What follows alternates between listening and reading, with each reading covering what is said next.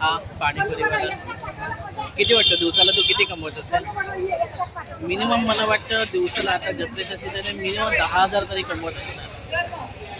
लक्षात ठेवा कोणतीही गोष्ट शिक्षण इम्पॉर्टंट आहे, तर तुम्हाला पण पैसे कमवणं. तुम्हाला काय वाटतं तो शिकलेला नाही, त्याने कोणती डिग्री घेतली नसेल. ॲक्च्युली तो ग्रॅज्युएट आहे मला, पण तुम्हाला माहिती आहे की त्याने रील करायला मला मनाई केली थोडी, अरे माझ्यावर रील करू नको म्हणून. पण मी सांगतो जे आहे ना, तुमच्याकडे स्किल्स पाहिजे. जर तुम्ही स्किल्स स्वतःची इम्प्रूव्ह केली ना तर तुम्हाला जॉबसुद्धा लागेल.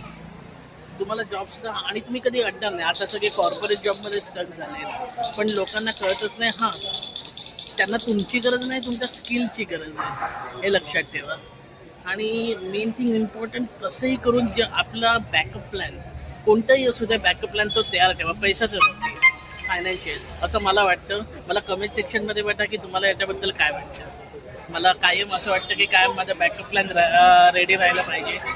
आणि मी पैशाच्या बाबतीत कायम कोणता तरी छोटा बिझनेस कॉर्पोरेटशिवाय मला आला पाहिजे. मी आता फ्रीलान्सिंग करतोय, पण मला सुद्धा वाटतं माझा छोटा बिझनेस असावा.